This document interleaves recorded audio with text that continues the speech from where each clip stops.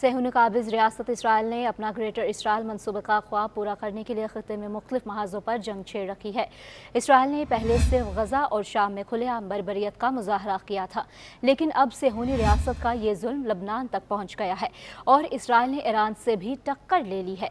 گو کہ ایران نے منہ توڑ جواب دیتے ہوئے اسرائیل پر 400 کے قریب بیلسٹک میزائل داغے اور جنگ کو مزید ہوا نہ دینے کی دھمکی بھی دی ہے، لیکن اسرائیل باز آنے کے موڈ میں ہی نہیں اور ایران کے نیوکلیئر پروگرام کو تباہ کرنے کی منصوبہ بندی کر رہا ہے، جو خطے میں بڑی تباہی کا سبب بننے لگا ہے۔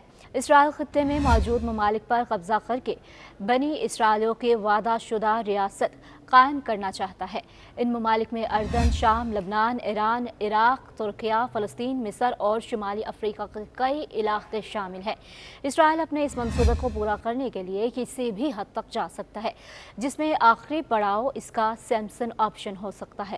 اسرائیل کے اس منصوبے کے حوالے سے اطالوی فلم ساز اور تاریخ دان روبن مونوٹی نے خبردار کرتے ہوئے کہا کہ صہیونی تمام حدیں پھلانگ سکتی ہے۔ روبن مونوٹی کے مطابق یہ نام بائبل میں موجود اسرائیلی جج سیمسن کے حوالے سے لیا گیا ہے، جس نے ایک فلسطینی مندر کے ستونوں کو ہلا کر چھت کو گرا دیا تھا اور خود کو اور ہزاروں فلسطینیوں کو مار ڈالا تھا جنہوں نے اسے پکڑ لیا تھا۔ خیال رہے کہ اسرائیل اس بات کی تصدیق یا تردید کرنے سے انکار کرتا ہے کہ اس کے پاس جوہری ہتھیار ہیں، نہ ہی اسرائیل یہ بیان کرتا ہے کہ وہ انہیں کس طرح استعمال کرے گا۔ اس حوالے سے اسرائیل کی جانب سے جان بوجھ کر ابہام کی پالیسی اپنائی گئی ہے، جسے جوہری ابہام یا جوہری دھندلاپن کہا جاتا ہے۔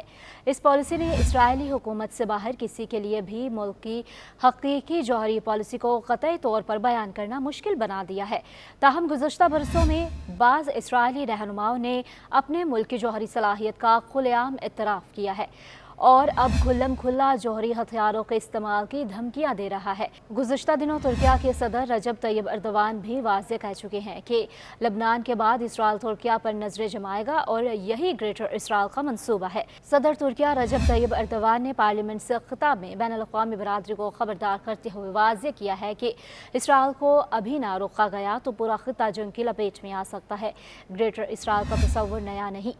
اسرائیل کی طرف سے یہ بات ایک زمانے سے کہی جا رہی ہے کہ گریٹر اسرائیل کا تصور یہ ہے کہ یہودیوں سے آسمان قطب میں جس سرزمین کا وعدہ کیا گیا ہے، اس میں اردن، مصر، فلسطین، عراق، شام اور لبنان کے علاقے شامل ہوں گے۔ جنوری میں اسرائیلی مصنف ایوی لپکن کا ایک انٹرویو وائرل ہوا تھا، جس میں انہوں نے دعویٰ کیا کہ ایک دن ہماری سرحدیں موجودہ سعودی عرب سے نہر فرات یعنی عراق تک پھیلی ہوئی ہوں گی۔ اسرائیلی مصنف نے یہ دعویٰ بھی کیا تھا کہ ایک دن مکہ اور مدینہ بھی ہماری زیر نگیں ہوں گے۔ اقوام متحدہ نے 1947 میں فلسطین کو یہودی اور عرب ریاست میں تقسیم کر کے بیت المقدس کو بین الاقوامی شہر قرار دیا تھا، مگر سابق اسرائیلی وزیر اعظم بیگن کا کہنا تھا کہ فلسطین کی یہ تقسیم غیر قانونی ہے۔ بیت المقدس یہودیوں کا ہے اور یہودیوں ہی کا رہے گا۔ اسرائیل میں ہر دور میں گریٹر اسرائیل کے تصور کو پروان چڑھایا گیا ہے۔ اسرائیلی یہودیوں کو باور کرایا گیا ہے کہ آسمانی کتب میں جن علاقوں کا ذکر ہے وہ سب کے سب ان کے ہیں اور ایک گریٹر اسرائیل میں شامل ہوں گے۔ فی زمانہ اسرائیل میں گریٹر اسرائیل کا بنیادی تصور یہ ہے کہ اس میں گولان کی پہاڑیاں، غرب اردن اور غزہ شامل ہیں۔ مشرق وسطیٰ کے امور کے ماہرین کا کہنا ہے کہ گریٹر اسرائیل کا تصور محض فسانہ ہے۔ یہودیوں کی مذہبی تعلیمات کے مطابق گریٹر اسرائیل سے مراد سلطنت عثمانیہ کے وہ تمام علاقے ہیں جہاں یہودی آباد تھے۔